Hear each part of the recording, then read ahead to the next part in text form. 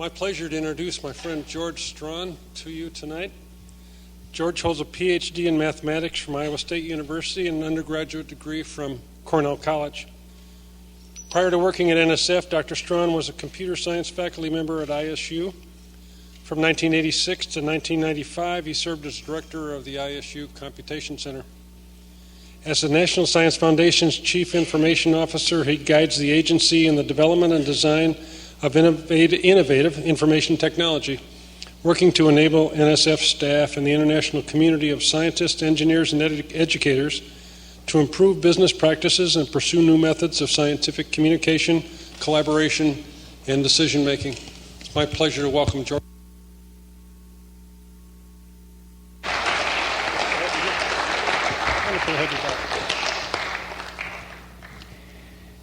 Thank you very much, Jim. Hope the microphone is working okay. And I'm delighted to be back and have the opportunity to see Jim and many other old friends again and to hold forth on some subjects that I find very interesting. Now, as you'll note in the bio that Jim gave, there were technology references. There weren't many references to culture. And although there could have been a few, not a lot of references to globalization. So I'm more of a specialist who's going to feel free to make remarks outside his specialty. I guess as you get older, your interests do tend to slop out over the things you may have been trained in. In fact, I sort of believe in interdisciplinary matters, and but just be advised that as I talk in areas beyond technology per se, you're hearing more of a opinionated person than a person who is a scholar in those areas. So what will I talk about? Well, change is a pretty important component of the modern world. So if we're trying to take a big picture of things, I have to say a few words about change. I'll talk a bit about the history of technology. In fact, I sort of believe that you don't know where you're going if you don't know where you've been. So a lot of my remarks will be related to the history of technology and history of other things, and then allowing that to help us figure out where we might be going. Well, since culture is in the title of your course, I put it in the title of in the topic here as well. Culture is a I suppose in my mind, and to state an overarching theme here at the beginning, we've got culture pulling in one direction and technology pulling in another direction, in my view of the globalization thing right now. Technology is pulling us toward globalization. Culture tends to be pushing back and providing resistance to globalization. And as a later slide says, major technologies, I think, change on the order of centuries. Cultures change on the order of millennia. So we have a change mismatch in terms of big important forces that are roiling the world around. And nation states and civilizations will be involved in these matters as well. But let's start out with change. And maybe you've seen this type of exponential speed up of change. Bernard pointed out to me that this was in Kurzweil's book, the one I hadn't read yet, and so he thought I took it from there. Well, I didn't. It turns out that was one I made up myself, although I'm happy to claim Kurzweil as a colleague on that score. If you look over the history of the solar system and just even, I just sat down and tried to figure out, all right, what are the important things in the history of the world and the history of humans and so on and so forth, and then jiggered it a little bit to use fives rather than something else. There's a lot of milestones along the way, I think you might agree. The solar system, sun and planets emerged about 5 billion years ago, it's now estimated. Took 90% of that time, roughly, before multi-cell life emerged. You get single cells back maybe 1 billion years from the emergence of the solar system, but multi-cell, which we ought to be sort of partial to, not till 500 million years ago. And of course, critters like us, mammals, couldn't get out from under dinosaur feet until there were no more dinosaur feet. So when the big meteor hit Mexico in 65 million years ago, that allowed mammals to come out and start dominating.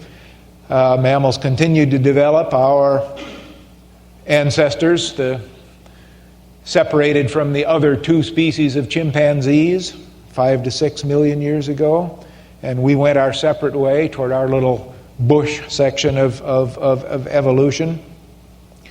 And by 500,000 years ago, we were starting to be something special with big brains, bipedal movement, make fine tools with our hands, master fire.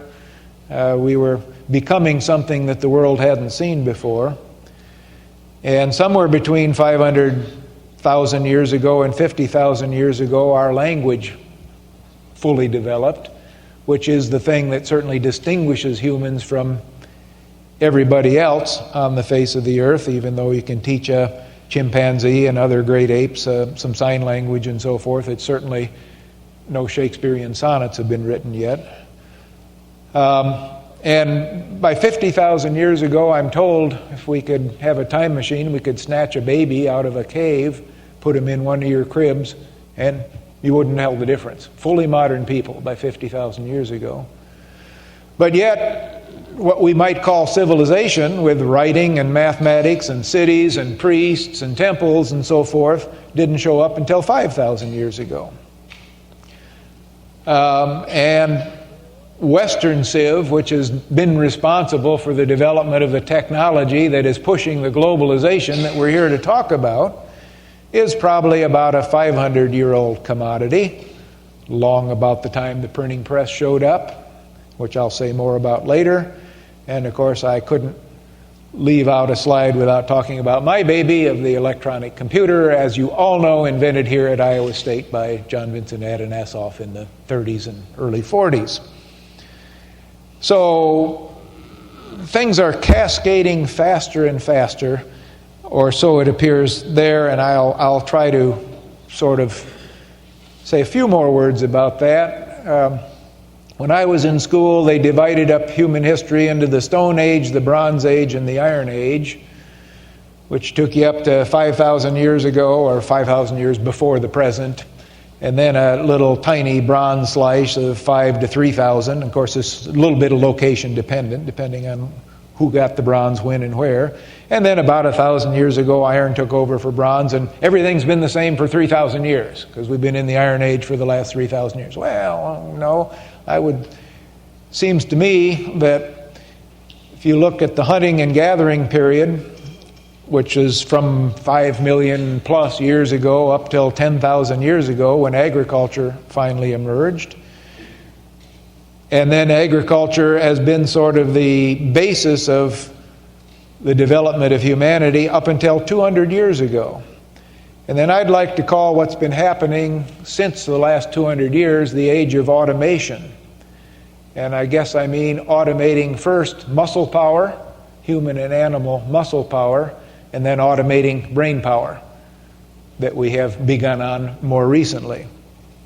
And I will argue that the changes, as one historian that I'm partial to said, there have been more changes in the last 200 years than in the previous 5,000 years.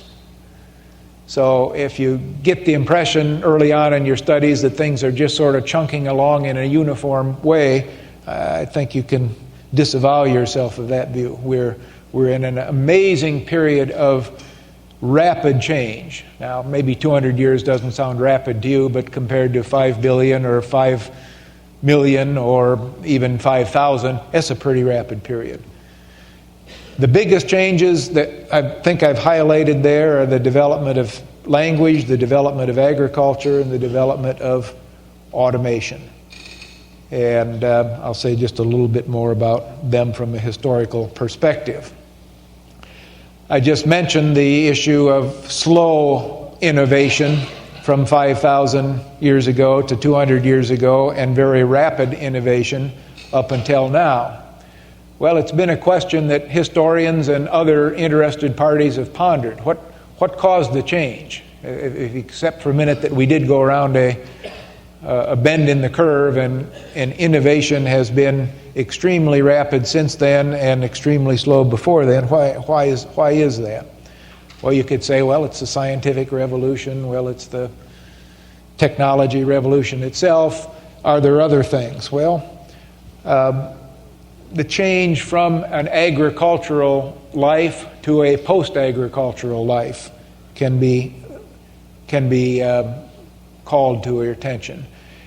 If you look at the total number of people who were around, before 200 years ago, almost everybody, that is the vast majority of the human population, were engaged in subsistence agriculture. They spent all their time growing their food and eating what they grew. Oh, granted, they may have to give 10% to the king and another 10% to the church and so on and so forth, but they were spending their time doing nothing but making food and eating it and giving away what they had to.